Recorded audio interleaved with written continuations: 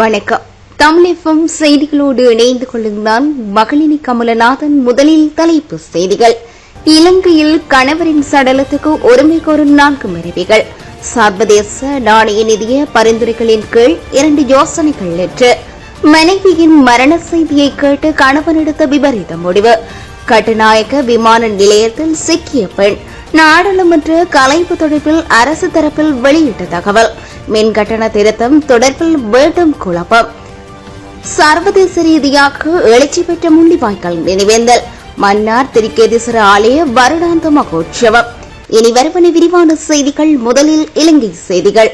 நாட்டின் பொருளாதாரத்தை மேம்படுத்தும் நோக்கில் 2 முக்கிய சட்டமூலங்கள் என்று நாடாளுமன்றத்தில் அறிமுகப்படுத்தப்பட உள்ளதாக பதில் நிதியமைச்சர் சமான் சேமர்சிங்க தெரிவித்துள்ளார். பொருளாதார மற்றும் யோசனை மற்றும் பொது நிதி மேலாண்மை யோசனை என்பவை ஆவையாகும்.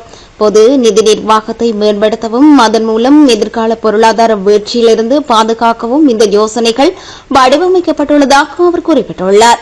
சர்வதேச நாணய நிதியத்துடனான கூட்டு திட்டத்தின் பரிந்துரைகளுக்கு அமைய இந்த யோசனைகள் முன்வைக்கப்பட்டு நிறைவேற்றப்பட்டுள்ளது என்றும் அவர் தெரிவித்துள்ளார். சர்வதேச வர்த்தகம், வர்த்தக ஒப்பந்தங்கள் மற்றும் காலநிலை மாற்றத்தை தணிக்கும் முயற்சிகளுக்கு தேவையான சீர்திருத்தங்களை இந்த சட்ட யோசனைகள் உள்ளடக்கியுள்ளமை குறிப்பிடத்தக்கது. நாடாளுமன்றம் கலைக்கப்படாது என நாடாளுமன்ற உறுப்பினர் சரித கேரர் தெரிவித்துள்ளார். நாடாளுமன்ற கலைக்கப்பட்ட முதலில் பொதுத் தேர்தல் நடத்தப்படும் என சிலர் வெளியிட்டு வரும் கருத்துக்களின் உண்மையில்மை என அவர் சுட்டிக்காட்டியுள்ளார். தேவையென்றால் நாடாளுமன்றம் கலைப்பதற்கு ஜனாதிபதி ரணில் விக்ரமசிங்கவுக்கு அதிகாரம் உண்டு. எனினும் 1-2 வாரங்களில் நாடாளுமன்றம் கலைக்கப்பட்டாலும் ஜனாதிபதி தேர்தலின் பின்னர் பொதுத் தேர்தலை தேர்தல் ஆணைக்குழுவினர் நடத்த முடியும் என அவர் குறிப்பிட்டுள்ளார். நாடாளுமன்ற தேர்தலை நடத்த உரிய கால நிர்ணயங்கள் இல்லை என்ற போதிலும் ஜனாதிபதி தேர்தலை நடத்த கால வரையறை உண்டு என அவர் தெரிவித்துள்ளார்.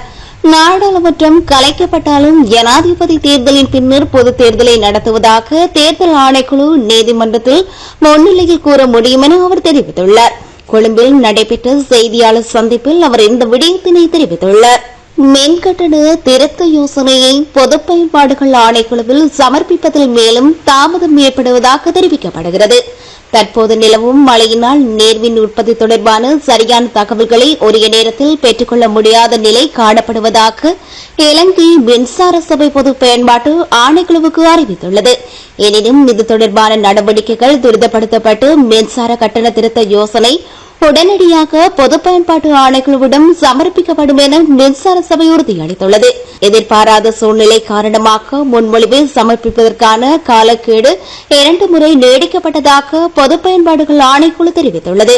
படை வீரர்களை காட்டிக் கொடுக்க வேண்டாம் என முன்னாள் ஜனாதிபதிகளான மஹிந்த ராஜபக்ச மற்றும் கோட்டபாய ராஜபக்ச ஆகியோருக்கு எச்சரிக்கை விடுக்கப்பட்டுள்ளது. தேசிய ஒருங்கமைப்பு ஒன்றியம் என்ற தேசியவாத அமைப்பு இந்த எச்சரிக்கையை கடிதம் மூலம் விடுத்துள்ளது. தேசத்தை பாதுகாப்பதற்கு அர்ப்பணிப்புகளை செய்த படை வீரர்கள் தொடர்ந்தும் பாதுகாக்கப்பட வேண்டும் என அந்த அமைப்பு சுட்டிக்காட்டியுள்ளது. படை வீரர்களுக்கு எதிராக நடவடிக்கை தொடர்பில் மஹிந்த, கோட்டபாய ஆகியோர் மௌனம் காத்து வருவது அதிர்ச்சியை ஏமாற்றத்தையும் அளிப்பதாக சுட்டிக்காட்டியுள்ளது. போரின் பின்னர் படை வீரர்களை பாதுகாப்பதற்கான திட்டங்கள் வகுக்கப்படவில்லை எனவும் தெரிவிக்கப்பட்டுள்ளது. அரசியல் இருப்பதற்கு தேசியவாத சக்திகள் வழங்கிய ஆணையக உதாசீனம் செய்யக்கூடாது என தெரிவித்துள்ளது. முன்னாள் ஜனாதிபதிகளான மஹிந்த, கோட்டபாய மற்றும் ஒட்டுக்கட்சி ஆகிய தரப்புகள் படை வீரர்களை காட்டிக் கொடுக்கக்கூடாது என தெரிவித்துள்ளது. முள்ளிவாய்க்காலில் தமிழீழ விடுதலை புலிகளின் உயிர் நீத்தவர்களுக்கு நினைவேந்தல் நடத்தப்பட்டமை அதிர்ச்சி அளிப்பதாக சுட்டிக்காட்டியுள்ளது. இந்நிகழ்வில் சர்வதேச அரசு சார்பற்ற நிறுவனங்களின் பிரதானிகள் பங்கேற்பதாகவும் இந்த விடயத்தில் கோட்டபாய, மஹிந்த உள்ளிட்ட தரப்புகள் ஏன் எதிர்ப்பை வெளியிடவில்லை என்பது அதிர்ச்சி அளிப்பதாக தெரிவித்துள்ளது. படை வீரர்களை பாதுகாத்தல், தேசிய சொத்துக்களை பாதுகாத்தல் போன்ற பணிகளை முன்னெடுக்க தவறினால் ஸ்ரீலங்கா பொதுஜன முன்னணியில் எதிர்காலம் கேள்விக்குறியாக மாறும் என எச்சரிக்கை விடுக்கப்பட்டுள்ளது. ஜனாதிபதி தேர்தலுக்கு முன் நாடாளுமன்ற தேர்தல்தான் முதலில் நடத்தப்படும் என்று நாடாளுமன்ற உறுப்பினர் டிலான் பிரேரா தெரிவித்துள்ளார். ஜனாதிபதி ரணில் விக்ரமசிங்கே அதற்கான ஏற்பாடுகளை நன்கு திட்டமிட்டு அடிப்படையில் ரகசியமாக செய்து வருகிறார் எனவும் அவர் கூறியுள்ளார். இது தொடர்பில் ஊடகங்களிடம் அவர் மேலும் தெரிவிக்கையில், அரசு அமைப்பின்படி இந்த வருடம் கட்டாயம் ஜனாதிபதி தேர்தல் நடத்தப்பட வேண்டும். ஜனாதிபதி விரும்பினால் அதற்கு முன் நாடாளுமன்ற தேர்தலை நடத்தும் அதிகாரம் அவருக்கு உண்டு. எல்லோரும் ஜனாதிபதி தேர்தல் தான் முதலில் நடத்தப்படும் என்று எதிர்பார்த்துக் கொண்டிருக்கும் நிலையில் ஜனாதிபதியோ நாடாளுமன்ற தேர்தலை தான் முதலில் நடத்துவதற்கு ரகசியமான முறையில் திட்டமிட்டு அதற்கான ஏற்பாடுகளை செய்து வருகின்றார். ஜனாதிபதி ரணிலுக்கு ஆதரவு வழங்கி வரும் ஒட்டு கட்சியின் ஸ்தாபகர் அசில் ராஜபக்சவும் நாடாளுமன்ற தேர்தலே முதலில் நடத்தப்பட வேண்டும் என்றும் ஜனாதிபதிக்கு அழுத்தம் கொடுத்து வருகின்றார். நாடாளுமன்ற தேர்தலை முதலில் நடத்தினால் அரசுக்கு ஏற்பட்ட போக்கு நன்மை பற்றி ஜனாதிபதிக்கும் பசிலுக்கும் விலக்கு கூறியுள்ளார். அதன் அடிப்படையில் தான் ஜனாதிபதி மேற்படி முடிவு எடுத்துள்ளார். ஆனால் அவர் வெளியே ஜனாதிபதி தேர்தல் தான் முதலில் நடத்தப்படும் என்று காட்டுகிறார் என்று கூறியுள்ளார். ஜனாதிபதி எதிர்வரும் நாட்களிலே யாழ்ப்பாணத்துக்கு விஜயம் மேற்கொள்ள உள்ளதாக செய்திகள் அறிக்கின்றோம். எனவே ஜனாதிபதிக்கு வடக்கு மாகாணத்தை பிரதிநிதிப்படுத்தும் 50,000 குடும்பங்கள் சார்ந்து 2 லட்சம் மக்கள் சார்பில் வேண்டுகோள் ஒன்றை விடுக்கின்றோம். அகில இலங்கை மீனவ மக்கள் தொழிற்சங்க இணைப்பாளர் அன்னராசா தெரிவித்துள்ளார். குறித்த விடயத்தினை அவர் நேற்று யாழ் வடமராட்சி ஊடக இல்லத்தில் நடாத்தப்பட்ட ஊடக சந்திப்பில் கூறியுள்ளார். மேலும் தெரிவிக்கையில் குறிப்பாக தற்போதைய ஜனாதிபதி பிரதமராக இருந்தபோது 2016ஆம் ஆண்டு இந்திய கடற்தொழிலாளர் பேச்சுவார்த்தை தொடர்பாக இந்திய தலைநகர் புதுடில்லியில் ஒரு இணக்கப்பாடு எட்டப்பட்டது. அதன் அடிப்படையிலே கடற்தொழிலாளர்களின் பிரச்சினைக்கு தீர்வு காண வேண்டும் என்பதை வடக்கு கடல் சமூகம் தொடர்ந்து வலியுறுத்தி வருகிறது. இந்த வருடத்தின் முற்பகுதிக்குள் ஜனாதிபதி யாழ்ப்பாணத்துக்கு வந்தபோது கூட மாவட்ட செயலகத்திலே கடற்தொழிலாளர்கள் அவருடன் கலந்துரையாடி தீர்வு பெறலாம் என்று ஆவலோடு எதிர்பார்த்திருந்தனர். எனவே இது வெறும் ஆவலென்றே கோர முடிகிறது என மேலும் தெரிவித்துள்ளார். கிளிநொச்சி மொக்கம்பன் பிரதேசத்துக்கான சீரான போக்குவரத்து வசதி ஏற்படுத்தி தருமாறு கோரி பிரதேச மக்கள் கவனஈர்ப்பு போராட்டம் ஒன்றினை முன்னெடுத்துள்ளனர். குறித்த போராட்டம் இன்றைய தினம் முன்னெடுக்கப்பட்டுள்ளது. கிளிநொச்சி பூர்ணகிரி பிரதேச செயலாளர் பிரிவுக்குட்பட்ட முக்கொம்பன் மற்றும் அரசுபுரம் உள்ளிட்ட கிராமங்களில் சுமார் 700க்கும் மேற்பட்ட குடும்பங்கள் வசித்து வருகின்றன. இந்நிலையில் குறித்த கிராமத்திற்கான போக்குவரத்து சேவை சீராக இடம்பெறவில்லை என்பதுடன் ஒரே ஒரு சேவையில் ஈடுபடும் அரசு பேருந்து பாடசாலை விடுமுறை நாட்களில் சேவையில் ஈடுபடுவதில்லை எனவும் தெரிவிக்கப்பட்டுள்ளது.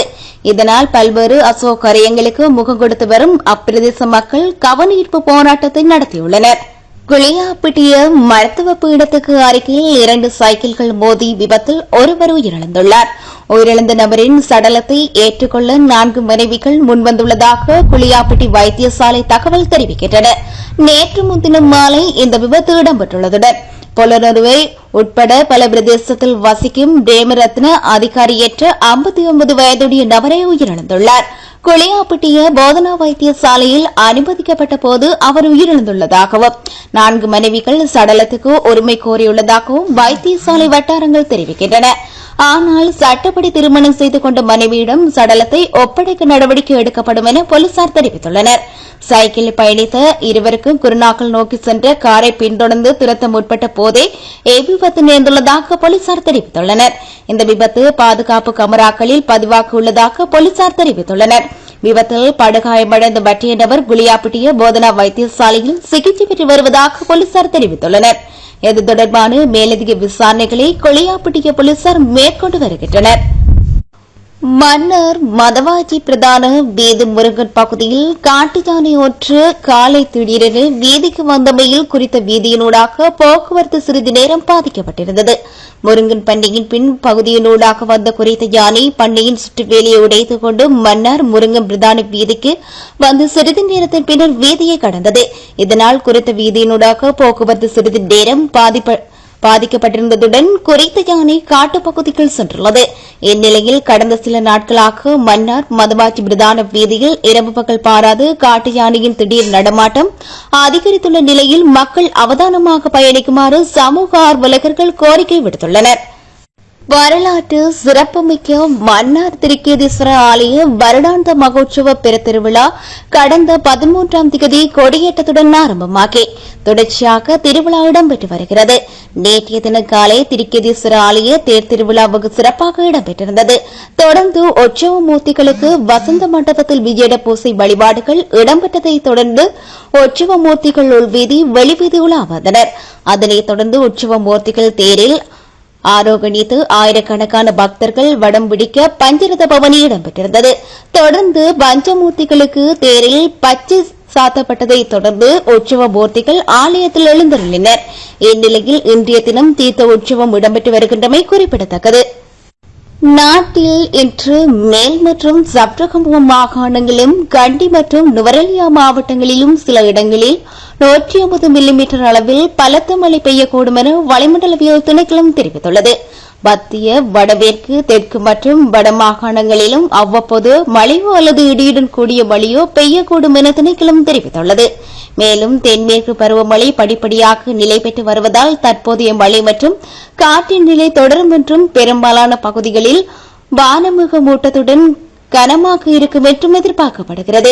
அத்துடன் மத்திய மலைநாட்டின் மேற்கு சரிவுகளில் தென் மாகாணத்திலும் காற்று கிலோமீட்டர் 40 தொடக்கம் 50 வரை பலத்த காற்று வீசுவதுடன் மற்ற பகுதிகளில் அவ்வப்போது காற்று வீசும் 30 தொடக்கம் 40 வரை பலத்த காற்று வீசக்கூடும். இடியுடன் கூடிய மழையுடன் கூடிய தற்காலிக பலத்த காற்று மற்றும் மின்னல் தாக்கங்களினால் ஏற்படக்கூடிய ஆபத்துகளை குறைப்பதற்கு தேவையான நடவடிக்கைகளை மேற்கொள்ளுமாறு மக்கள் கேட்டுக் கொள்ளப்படுகின்றனர். இனி வருவன இந்திய செய்திகள். வாக்குக்காக தமிழ்நாட்டையும் தமிழர்களையும் அவதூறு செய்வதை பிரதமர் நரேந்திர மோடி நிறுத்திக் கொள்ள வேண்டும் என தமிழக முதலமைச்சர் ஸ்டாலின் தெரிவித்துள்ளார். அண்மையில் ஒடிசாவில் இடம்பெற்ற பிரச்சார கூட்டம் ஒன்றில் கலந்து கொண்டு உரையாற்றிய மோடி, வீட்டு சாவி தொலைத்தால் ஜெகநாதரை வணங்கிவிட்டு தேடினால் அடுத்த சில மணி நேரத்தில் சாவி கிடைத்துவிடும். ஆனால் இங்கு ஜெகநாதர் கோயிலில் கருவூலமான ரத்ன பண்டரின் சாவி காணாமல் போய் 6 வருடங்களாகிவிட்டன. அந்த சாவி தமிழ்நாட்டுக்கு சென்று விட்டதால் அது தொடர்பான விசாரணைகள் அறைக்கு 6 வருடங்களாக வெளியிடப்படாமல் இருக்கிறது என கூறியுள்ளார். குறித்த கருத்தானது தமிழ் மக்கள் மத்தியில் பெரும் பரபரப்பை ஏற்படுத்தியுள்ளது. இந்நிலையில் இதுகுறித்து கருத்து தெரிவித்த தமிழக முதலமைச்சர் ஸ்டாலின், தேர்தல் பரம்பரையில் நாகரிக வரம்புகளை மீறாமல் கொள்கை, கோட்பாடுகள், செயல் திட்டங்கள் மீது ஆக்கப்பூர்வமான விமர்சனங்களையும் தங்களது ஆட்சியின் சாதனையையும் முன்வைத்து வாக்கு சேகரிப்பதில் முன்னுதாரணமாக திகழ வேண்டிய பிரதமர் நரேந்திர மோடி வெறுப்பு பேச்சுக்களின் மூலம் மக்களிடையே பகை உணர்வையும் மாநிலங்களுக்கு இடையே குரோதத்தையும் தூண்டி வருவதாக நாட்டுக்கு நல்லதல்ல. தமிழ்நாட்டுக்கு வரும்போது தமிழ் மொழியை உயர்வாக போற்றுவதாக பேசுவதும், தமிழர்களை போற்ற அறிவாளிகள் இல்லை என்று பாராட்டுவதும், அதே நேரத்தில் ராஜஸ்தான், மத்திய பிரதேசம், உத்தரப்பிரதேசம், ஒடிசா போன்ற மாநிலங்களில் வாக்கு சேகரிக்கும் போது தமிழ்நாட்டு மக்களை திருடர்களைப் போலவும் வெறுப்பு மிகுந்தவர்களை அந்த மாநிலங்களுக்கு எதிரானவர்களாக பேசுவதும் இரட்டை வேடம். இதை மக்கள் புரிந்து கொள்வார்கள். வாக்குக்காக தமிழ்நாட்டையும் தமிழர்களையும் அவதூறு செய்வதை பிரதமர் நிறுத்திக் கொள்ள வேண்டும். எவ்வாறு ஸ்டாலின் தெரிவித்துள்ளார். இனி வருவன உலகச் செய்திகள்.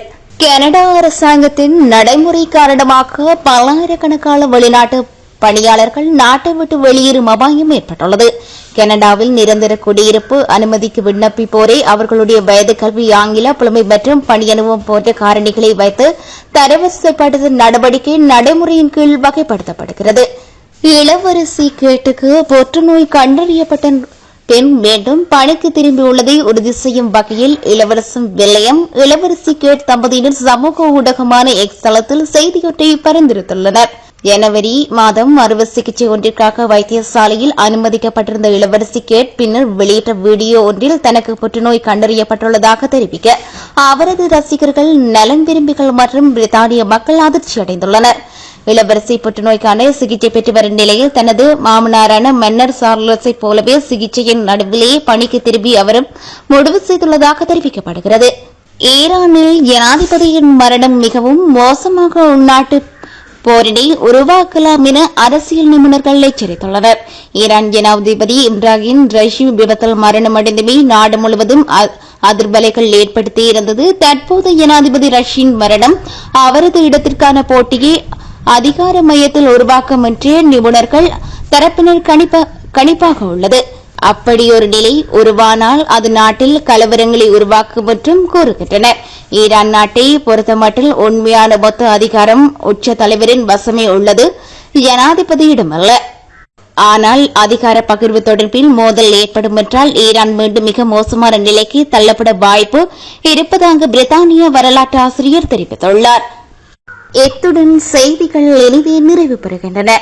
நேர்கள் இதுவரை இணைந்திருந்தது தமிழகமின் பிரதான செய்தி அறிக்கையோடு.